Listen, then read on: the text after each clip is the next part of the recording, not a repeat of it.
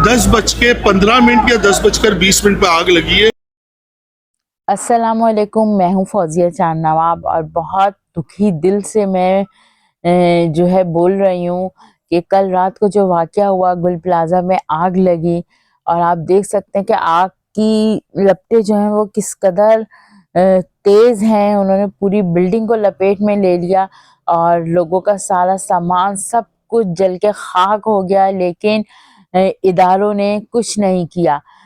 Fire brigade का पानी मुसलसल ख़त्म पे था और लोग अंदर मौजूद हैं। अभी तक लोग सुबह हो गई है लेकिन अभी तक लोग मौजूद हैं। रात भर में भी काबू नहीं पाया जा सका है। इसमें हादसे में 5 अफराद जाँ बहक हो गए, 20 से ज़्यादा ज़ख्मी हैं और अभी भी लोग छतों पे जान बचाने के लिए लोगों को आवाज़ें दे रहे हैं। तो ये मंज़र है सुबह का। रात का तो जो खौफनाक मंज़र था वो ना देखने जा रहा था और ना ही हिम्मत हो रही थी कि उसके बारे में बताएं। कराची का एक बड़ा शॉपिंग सेंटर है जहाँ पे यह हादसा हुआ है। कहा जाता है कि गैस की वजह से हुआ है या इसकी वजह से हुआ है, यानी शाहिदीन बता रहे हैं। तो ये देखें आप कैसा ढेर बन गया है और लोगों को अभी भी रेस्क्यू किया जा रहा है क्योंकि अंदर लोग मौजूद थे जब ये वाक़या। उस वक्त 10 सवा 10 का टाइम था। उस वक्त दुकानें जो हैं वो खुली हुई थी, कोई दुकानें बंद कर रहे थे, तो तमाम लोग जो हैं वो अंदर ही मौजूद थे। अल्लाह ताला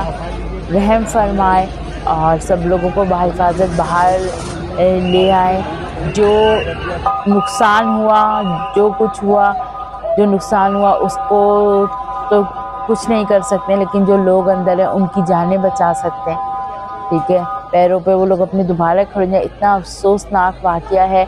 अभी लोग अफसोस करेंगे फिर चुप हो जाएंगे, उसकी वजह नहीं देखेंगे। आने वाले वक्त में और किसी हादसे से बचने के लिए कुछ नहीं करेंगे। तो मैं तो यही कहूँगी कि ये जो हादसा हुआ है ना, ये बहुत बड़ा सबक है। ठीक है, हमें आगे के लिए जो है देखना है कि शॉपिंग सेंटर में, प्लाजा में किस तरीके का है। हर शॉपिंग सेंटर प्लाजा में जो है वो दुकानें खुली होती हैं खाने पीने की, उसमें सिलेंडर लगे हुए होते हैं, बिजली का निज़ाम अच्छा नहीं होता।